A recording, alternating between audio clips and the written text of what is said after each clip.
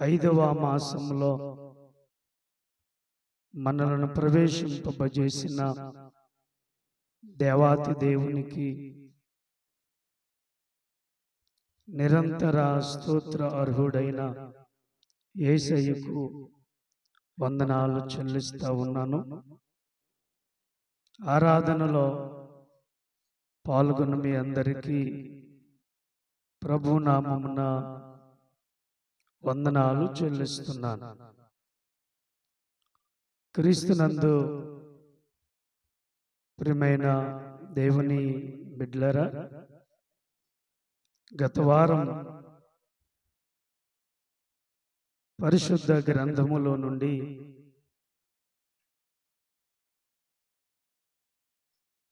ఒక మంచి పాఠము పరిశుద్ధ ఆత్మదేవుడు మనకి బోధించటం జరిగింది. ఏంటి అంటే,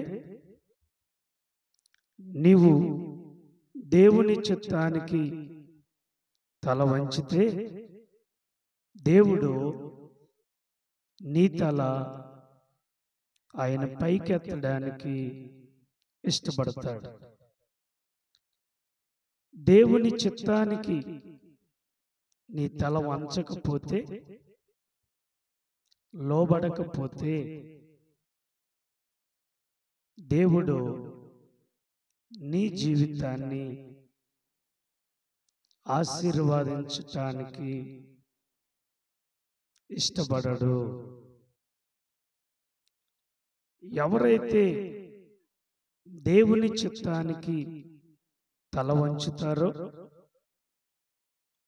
అట్టి వారి జీవితాలు ఇహలోకమందు పరలోకమందు వారి తలను ఎత్తేవాడిగా ప్రభు చేస్తాడు. గనులు ఎదుట, మహానుభావులు ఎదుట నిన్ను తల ఎత్తేవాడిగా ఆయన ఉంచుతాడు. ఎప్పుడో తెలుసా? ఆయన చిత్తానికి నీవు తల వంచితే, ఆయన చిత్తానికి నువ్వు లోబడితే, ప్రియులరా, ఆయన చిత్తానికి తల వంచిన వారు దేవుడు తల ఎత్తేవాడుగా ఉంచుతాడు. అంత మాత్రమే కాదు, ఆయన కుటుంబ సభ్యులుగా మనలను వారసత్వాన్ని ఇస్తాడు. ఎవరైతే తన చిత్తమును పాటిస్తారో వారే నా తల్లి, నా తమ్ముళ్ళు, నా చెల్లెళ్ళు అన్నాడు. అంటే అర్థం ఏంటి? ఎవరైతే దేవుని చిత్తానికి తల వంచుతారో వారిని ఆయన కుటుంబ సభ్యులుగా చేస్తాడు. ఆయన చిత్తానికి తల వంచకపోతే ఆయన కుటుంబ సభ్యులుగా వారసత్వాన్ని పోగొట్టుకోవలసి వస్తుంది. ప్రియులారా, సాధారణంగా మనుషుడు ఏమనుకుంటాడంటే, నా ఇష్టం, నా చిత్తం, నాకు నచ్చినట్టుగా నేను నడుస్తాను, నాకు నచ్చినట్టుగా నేను బ్రతుకుతాను, నాకు నచ్చినట్టుగా నేను చేస్తాను అని మనుషులు అనుకుంటారు. అనుకొని వారికి నచ్చిన విధముగా జీవించటానికి ఇష్టపడతారు. అట్టి వారు వారి జీవితంలో నష్టము చవి చూడవలసి వస్తుంది. ప్రియమైన దేవుని బిడ్డలారా, దేవుని చిత్తమునకు ఎవరైతే తల వంచుతారో వారి బ్రతుకులు భూమి మీద బాగుగా ఉంటాయి. ఈరోజు కూడా 2 అంశాలు చెప్పి నేను ముగిస్తాను. ఎవరు దేవుని చిత్తానికి తల వంచితే దేవుడు వారిని తలను పైకెత్తడానికి ఇష్టపడతాడు. యోహాను శుభవార్త 9వ అధ్యాయము 31వ వచనములో ఒక మాధుర్యమైన మాట మనకి కనబడుతుంది. ఏంటి ఆ మాట అంటే, దేవుడు పాపుల మనవి ఆలకింపడని ఎరుగుదుము. ఎవడైనను దేవభక్తుడై ఉండి ఆయన చిత్తము చొప్పున జరిగించిన ఎడల ఆయన వాని మనవి ఆలకించెను. ప్రియులారా, ఒక వ్యక్తి దేవుని చిత్తానికి లోబడితే, ఒక వ్యక్తి దేవుని చిత్తానికి తల వంచితే, ఆ వ్యక్తి పెదవులలో నుండి వచ్చిన ప్రార్థన ఆయన మానక ఆలకిస్తాడు. హల్లెలూయా, హల్లెలూయా. ప్రియమైన దేవుని బిడ్డలారా, ఈ మాట ఎందుకు చెప్పవలసి వచ్చింది? ఈ మాట ఎవరి కొరకు చెప్పవలసి వచ్చింది? ఈ మాట వలన మనకి ఏమై ఉన్నదో మనం గ్రహించాలి. ఒక గురుడువాడు ప్రభు దగ్గరికి వచ్చి, నన్ను బాగు చెయ్యయ్యా అడిగాడు. యేసయ్య అతనిని బాగు చేసి సిలోయోము అనే కోనేటికి పంపించాడు. సిలోయోము అనే మాటకు అర్థం ఏంటో తెలుసా? పంపబడిన వాడని అర్థం.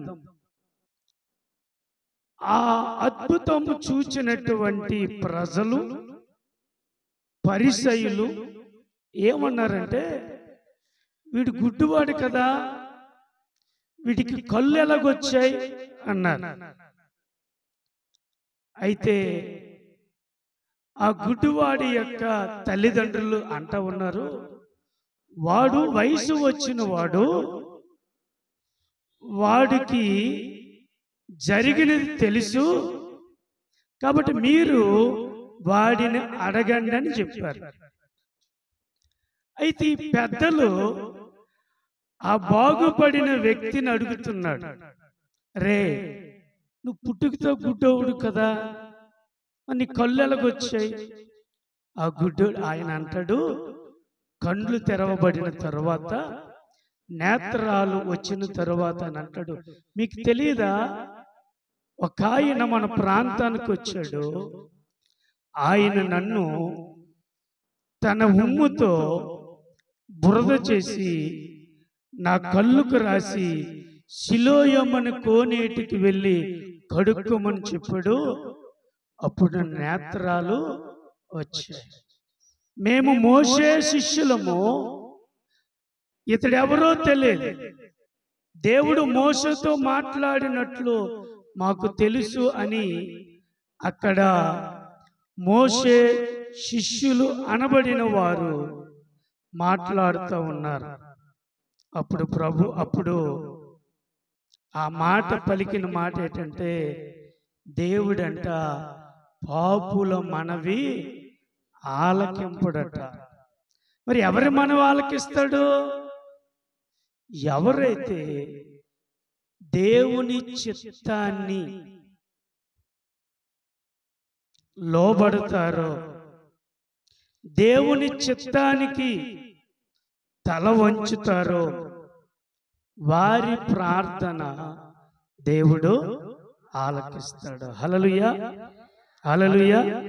ప్రియమైనటువంటి దేవుని బిడ్డలారా, ఎవరైతే ఆయన చిత్తము చొప్పున జరిగిస్తారో ఆయన వారి మనవి ఆలకిస్తాడు. కాబట్టి మన దేవుడు ఎటువంటి వాడంటే, నీవు అడుగు వాటికంటే, ఊహించు వాటికంటే అత్యధికముగా దేవుడు మనకు అనుగ్రహించినటువంటి వాడు. కాబట్టి ప్రియమైనటువంటి దేవుని బిడ్డలారా, నీవు దేవుని చిత్తాన్ని జరిగిస్తే దేవుడు నీ ప్రార్థనను ఆలకిస్తాడు. నీ ప్రార్థన ఆలకించి నీ అక్కరలు, నీ అవసరతలు తీరుస్తాడు. కాబట్టి నా ప్రియ దేవుని బిడ్డలారా, ఎవరైతే దేవుని చిత్తం జరిగిస్తారో వారి పెదవుల నుండి వచ్చిన ప్రార్థన ఆయన మానక అంగీకరిస్తాడు. ఆదికాండము 33వ అధ్యాయము 17 నుండి 20 వచనాలు మనం చూస్తే యాకోబు కనబడతాడు. యాకోబు తండ్రి ఇంటి నుంచి వెళ్ళిపోయిన తర్వాత, మామ దగ్గర నుంచి వచ్చేసిన తర్వాత ఆయన ఏం చేస్తాడంటే ఇల్లు కట్టుకుంటాడు. ఇల్లు కట్టుకొని పొలము కొనుక్కుంటాడు. పొలము కొనుక్కొని అప్పుడు ఏం చేస్తాడంటే బలిపీఠము కట్టి ప్రార్థన చేస్తాడు. ప్రియమైనటువంటి దేవుని బిడ్డలారా, ప్రియమైనటువంటి సంఘమా, యాకోబు చేసింది అది ఉత్తమమేనా? యాకోబు చేసింది అది మంచిదేనా? ఇల్లు కట్టుకోవడం మంచిదా కాదా? ఏంటి, ఇల్లు కట్టుకోవడం మంచిదే, కానీ ఇక్కడ మంచిది కాదా అంటున్నాడు. అబ్రహాము గుడారంలో బ్రతికాడు, ఈసాకు గుడారంలో బ్రతికాడు, యాకోబు కూడా గుడారంలో బ్రతికాడు. దేవునికి మొదటి స్థానం ఇచ్చేవాడు. యాకోబు ఏం చేశాడంటే ఇల్లు కట్టుకున్నాడు, పొలము కొనుక్కున్నాడు. ప్రియులారా, ఇల్లు కట్టుకోవడం, పొలము కొనుక్కోవడం మన కంటికి అది తప్పు అనిపించదు, కానీ దేవుని చిత్తము కాదు. ఎందుకు అంటే దేవుడు యాకోబుతో చెప్పాడు, నువ్వు వెళ్ళిన ప్రతి చోట నీకు నేను వస్తాను, నీకు తోడై ఉంటాను, నిన్ను ఆశీర్వాదిస్తాను అని చెప్పి యాకోబు ప్రమాణం చేశాడు. నా ప్రియ దేవుని బిడ్డలారా, బలిపీఠము కట్టవలసినటువంటి యాకోబు ముందు బలిపీఠము కట్టకుండా ఇల్లు కట్టుకున్నాడు, పొలము కొనుక్కున్నాడు, తరువాత బలిపీఠం కట్టాడు. ఈరోజు కూడా చాలా మంది ఇవే చేస్తారు. ఏమండి, ఉండడానికి ఇల్లు అవసరం కదా, అవసరమే. ఏమండి, తినడానికి మరి ధాన్యాదులు అవసరం కదా, పొలము కొనుక్కోవాలి కదా, అవసరమే. నీ అవసరం ఏంటో దేవునికి తెలుసు. మొదట నువ్వు దేవుని చిత్తానికి నీవు అప్పగించుకోవడం నేర్చుకోవాలి. 34వ అధ్యాయం చూస్తే ప్రియులారా, యాకోబు బలిపీఠము కట్టి ప్రార్థన చేశాడు. ప్రార్థన చేస్తే ఏం జరగాలి? మంచి జరగాలి, మేలు జరగాలి, సుఖం జరగాలి, ఆనందం రావాలి, అభివృద్ధి రావాలి. బలిపీఠము కట్టి ప్రార్థన చేస్తే ఓ హృదయము తృప్తితో నింపబడాలి. కానీ యాకోబుకి అలాగు జరగల, రివర్స్ జరిగింది. కారణం ఏంటి తెలుసా? ఆదికాండం 34వ అధ్యాయంకి వెళితే అక్కడ కర్ర పట్టుకోవలసిన యాకోబు కత్తి పట్టుకున్నాడు. యాకోబు కుమారులు కత్తులు పట్టుకొని ఆ ప్రాంతంలో ఉన్న మగవారిని చంపేశారు. ప్రార్థన ఆశీర్వాదం తీసుకురావాలి, ప్రార్థన దీవెన తీసుకురావాలి, ప్రార్థన సమాధానం తీసుకురావాలి, ప్రార్థన నెమ్మదిని తీసుకుని రావాలి. బలిపీఠం కట్టిన తరువాత ప్రార్థన చేసిన యాకోబుకి దీవెనలకు బదులు నష్టములు చవి చూడవలసి వచ్చింది. ఎందుకో తెలుసా? ప్రియమైన దేవుని బిడ్డలారా, ప్రియమైనటువంటి సంగమా, దేవుని చిత్తము చేయకుండా తన చిత్తము చేస్తే కార్యాలు అలాగే ఉంటాయి. నువ్వు దేవుని చిత్తమునకు అప్పగించుకోకుండా, నువ్వు దేవుని చిత్తానికి విన్నవించకుండా, నిన్ను నీవు దేవుని చిత్తానికి, నీ కుటుంబాన్ని, నీ పిల్లలను అప్పగించుకోకుండా నీ చిత్తము జరిగించటానికి ఎప్పుడైతే చూస్తావో అప్పుడు నీవు కష్టము చవి చూడవలసి వస్తుంది, నష్టము చవి చూడవలసి వస్తుంది. యాకోబు కుటుంబానికి అవమానము కలిగింది. కారణం ఏమిటో తెలుసా? దేవుని చిత్తము చేయకుండా యాకోబు ఇల్లు కట్టాడు, పొలము కొన్నాడు, తరువాత బలిపీఠము కట్టాడు. అతనికి నష్టం వచ్చిందా? దీవెన వచ్చిందా? అతనికి శాపం వచ్చిందా? ఆశీర్వాదం వచ్చిందా? నా ప్రియ దేవుని బిడ్డలారా, మన జీవితంలో ఆశీర్వాదాలు చూడాలంటే నీవు మొట్టమొదట దేవుని చిత్తమునకు నిన్ను నీవు అప్పగించుకోకుండా ఏ పని చేయకూడదు. నీ సొంత జ్ఞానమో, నీ సొంత ఆలోచనో, నీ సొంత నడవడిక నువ్వు పాటించావు, నష్టము కొని తెచ్చుకోవలసిన పరిస్థితులు దాపరిస్తాయి. కాబట్టి యాకోబుకి అవమానం వచ్చింది. ఎందుకు అవమానం వచ్చింది? కారణం ఏంటి? అతడు దేవుని చిత్తమునకు అప్పగించుకోకపోవడం వలన. మన ప్రార్థన అంగీకరించబడాలంటే మనము దేవుని చిత్తమును జరిగించాలి. హల్లెలూయా, హల్లెలూయా. కొంతమంది దేవుని చిత్తాన్ని అడగకుండా కొన్ని కార్యాలు చేస్తారు, కొన్ని పనులు చేస్తారు. అప్పుడు ఆ కార్యాలు ఫెయిల్యూర్ అవుతాయి. అది మనకు తెలియదు. మనం ప్రార్థన చేశాం కదా, పాస్టర్ గారు ప్రార్థన చేశారు కదా, పాస్టర్ గారు కానుకిచ్చాం కదా, తేడా కొట్టింది ఏంటి? ఏంటి తేడా కొట్టింది ఏంటి? నువ్వు ఏ వస్తువు కొన్నా మొదట దేవుని చిత్తానికి అప్పగించాలి. అది దేవుని చిత్తమా కాదా దేవునికి మనవి చేయాలి, ఎదురు చూడాలి, మరి గమనించాలి, ఆలోచించాలి, కనిపెట్టాలి. అప్పుడే దేవుని చిత్తం ఏంటో బయలుపరచబడతారు. దేవుని తర్వాత ఎవడైనా, ప్రియమైన దేవుని బిడ్డలారా, ప్రియమైనటువంటి సంఘమా, ప్రభువా ప్రభువా అని పిలిస్తే చాలదు.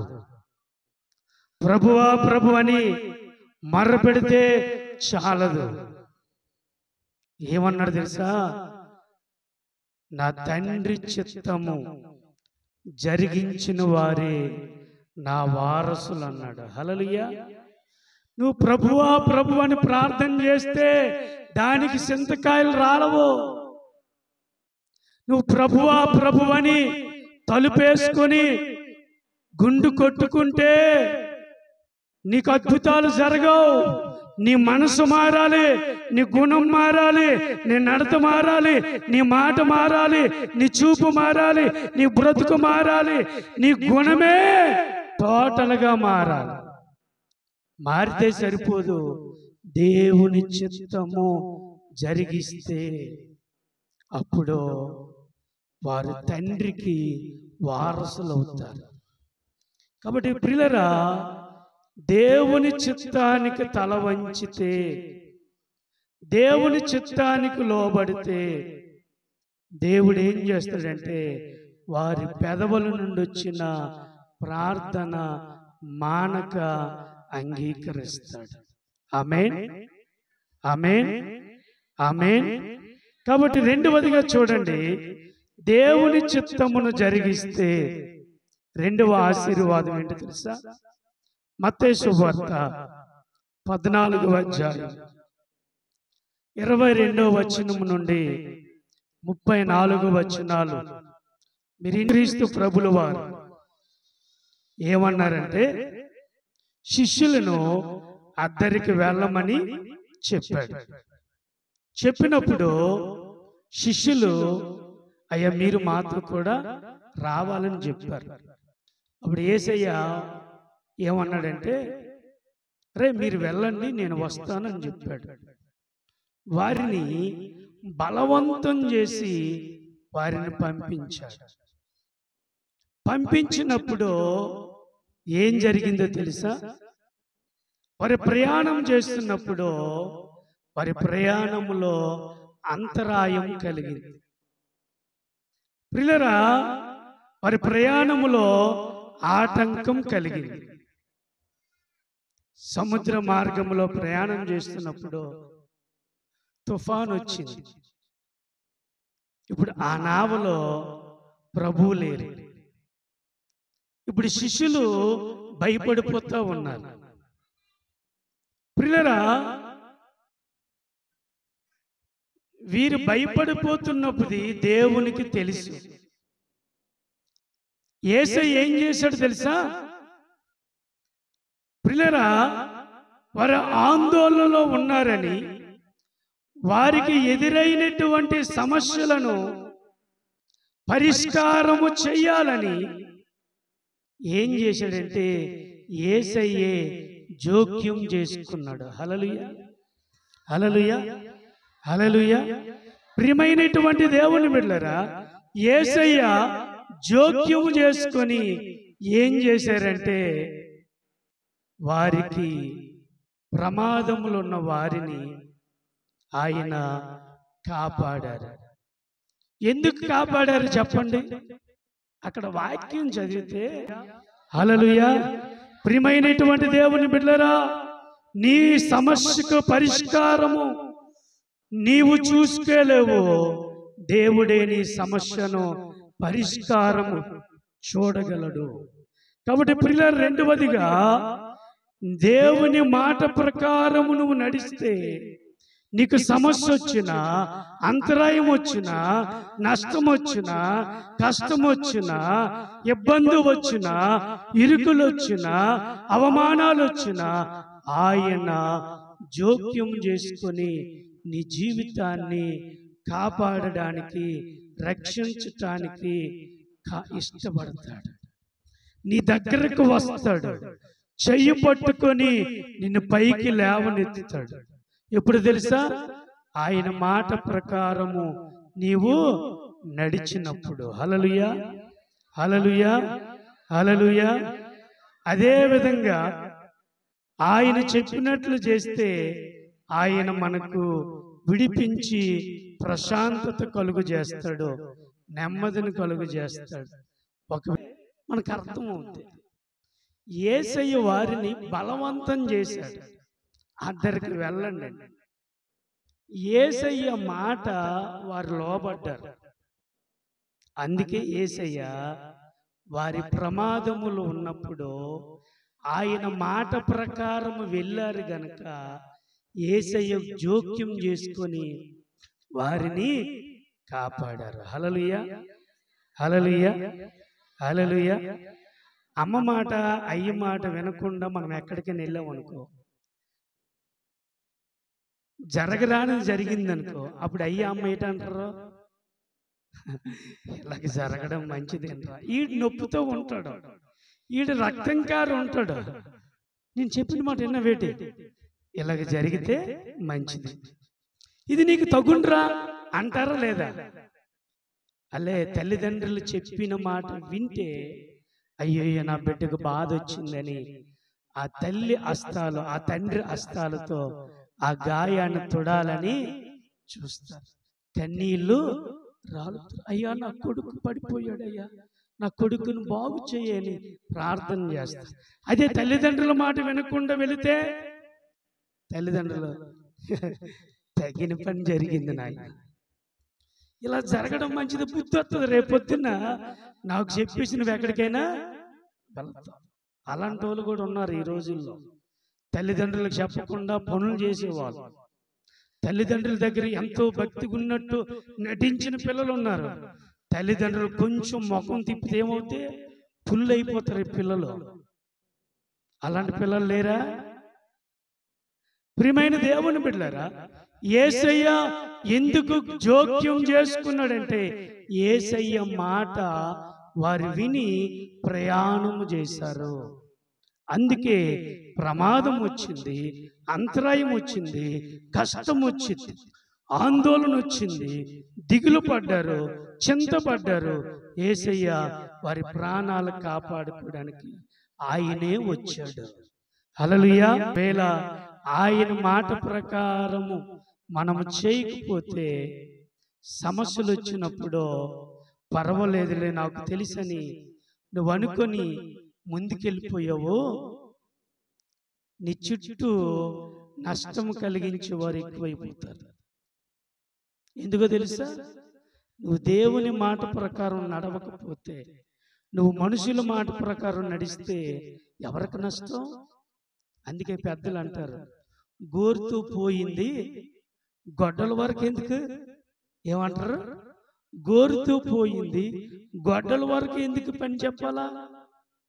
కొంతమంది మూర్ఖులు ఉంటారు, వాళ్ళు ఏం చేస్తారంటే వారి మూర్ఖత్వాన్ని బట్టి గోరుతూ పోయింది గొడ్డల వరకు తెచ్చుకుంటారు. మరి గొడ్డలు ఏం చేస్తుంది? గొడ్డలి నరుకుతుంది. గోరైతే చాలా చిన్న, ఈజీ, నొప్పి పెట్టదు, గుచ్చిన నొప్పి పెట్టదు. గొడ్డలో ప్రమాదాన్ని తెస్తుంది. అందుకే మనిషి జీవితంలో గోరుతో పోయింది గొడ్డల వరకు తెచ్చుకోకూడదు. పిల్లరా, ఎవరి చిత్తం చేయడానికి ఈ లోకానికి వచ్చావు? ఎవరి చిత్తము నువ్వు చేస్తున్నావు? దేవుడు నిన్ను ఎందుకు పుట్టించాడు? దేవుని పని జరిగించటానికి. ఎవరి పని? దేవుని పని. నువ్వే పని చేస్తున్నావు? ఏ పని చేస్తున్నావు? లాభం వస్తే పని చేస్తావా? లాభం రాకపోతే పని చేయవా? ఆలోచన చేయి. క్రైస్తవ సంఘమా, ఎవరైతే దేవుని చిత్తాన్ని జరిగిస్తారో వారు పరలోక రాజ్యానికి వారసులు. అందుకే కీర్తనకారుడు అన్నాడు 143వ కీర్తనలో, అయ్యా నీ చిత్తానుసారముగా నడువటకు నాకు నేర్పు అన్నాడు. హల్లెలూయా. ఎవరి చిత్తం కావాలి? దేవుని చిత్తం. కండ కావరం మదం మత్సరముతో నువ్వు నడిచావో జాగ్రత్త. నువ్వు దేవుని చిత్తము చేయడానికి దేవుడు నిన్ను పుట్టించాడు, ఆయన ఏర్పాటు చేసుకున్నాడు. యవనస్తుడా, నీ కండ బలము నీ గుండు బలము చూసి నువ్వు విర్రవేగకు. ఎక్కడో ఒక్కడ కాలు చెయ్యి ఇరిచేస్తాడు. అప్పుడు ఇరిచిస్తే ఏమవుతుంది? వికలాంగులు అయిపోతారు. అప్పుడు అందరూ ఏమని పిలుస్తారు? మరి వీడికి నిన్నటి వరకు కాలు బాగుందిరా, ఈడేటి ఇప్పుడు సొట్టడై నడుస్తున్నాడు అంటారా లేదా? ఆ మాట ఎందుకు వచ్చింది? నువ్వు దేవుని మాట వినకపోవడం వల్ల, నువ్వు దేవుని పని నమ్మకంగా చేయకపోవడం వల్ల, నువ్వు దేవుని చిత్తానుసారంగా జీవించకపోవడం వలన. హల్లెలూయా, హల్లెలూయా, హల్లెలూయా. కాబట్టి దేవుని చిత్తానుసారముగా ఎవరైతే తల వంచుతారో వారి ప్రార్థన దేవుడు ఆలకిస్తాడు. ఎవరైతే దేవుని చిత్త ప్రకారం దానికి తల వంచితే నీ బ్రతుకును, నాకు తెలుసులే, నాకు అంతా తెలుసులే, నాకు జ్ఞానం ఉందిలే, నాకు ఆలోచన ఉందిలే, నాకు బలం ఉందిలే, నాకు పర్వాలేదులే, నా వెనక మంద మార్బలం ఉందిలే అనుకున్నావనుకో, నష్టం చూడవలసి వస్తుంది. కాబట్టి ఎవరైతే దేవుని మాట ప్రకారము నడవడానికి ఇష్టపడతారో వారి జీవితంలో కష్టం వచ్చినా దేవుడు కలుగు చేసుకొని ఆ కష్టములో నుండి, నష్టములో నుండి దేవుడు వారిని కాపాడుతాడు. అందుకే అన్నాడు యోహాను శుభవార్త 6వ అధ్యాయము 38, 39 నుంచి, నా చిత్తము జరిగించుటకు నేను రాలేదు, తండ్రి చిత్తము జరిగించటానికి నేను వచ్చాను అన్నాడు యేసయ్య. ఎవరి చిత్తం జరగాలి? మన చిత్తంగా.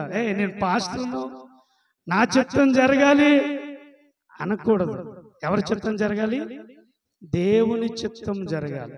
ఇంకా అంటాడు చూడండి, యోహాను శుభవార్త 4వ అధ్యాయము 34వ వచనం అంటాడు, తండ్రి చిత్తము చేయుటయే నాకు ఆహారమై ఉన్నది అంటాడు. ఇంకా అంటాడు యోహాను శుభవార్త 5వ అధ్యాయం 30వ వచనములో అంటాడు చూడండి, నా అంతట నేను ఏమీ చేయలేను,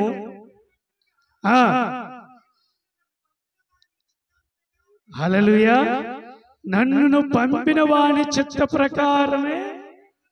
చూసారా, మన చిత్తం జరిగించకూడదు. దేవుడు నీకు పని అప్పు చెప్పాడు, నీ ఇష్టం వచ్చినట్టు జరిగించకూడదు. నువ్వు దేవుని చిత్తాన్ని జరిగించడానికి దేవుడు నీకు పని అప్పు చెప్పాడు. ఓ సంఘ కాపరి, ఓ సంఘ నాయకుడా, ఓ విశ్వాసి, ఓ బోధకుడా, ఓ కుటుంబ యజమాని, ఓ కుటుంబ యజమానురాలా, ఓ యవనస్తుడా, ఓ యవనస్తురాలా, దేవుడు నిన్ను ఎందుకు భూలోకానికి పంపించాడో తెలుసా? దేవుని పని నిమిత్తం పంపించాడు. మరి నీకు నచ్చినట్టుగా నువ్వు జీవిస్తే, నీకు నచ్చినట్టుగా నువ్వు నడిస్తే, నీకు నచ్చినట్టుగా నువ్వు మాట్లాడితే, నువ్వు నచ్చినట్లుగా పిచ్చి చేష్టలు చేస్తే నువ్వు దేవుని చిత్తం నెరవేర్చే వ్యక్తివేనా? దేవుని చిత్తమునట్లు బ్రతికే వ్యక్తివేనా? ఒకసారి ఆలోచన చేయండి. ప్రియులారా, మనం ఈ లోకానికి ఎందుకు వచ్చాం తెలుసా?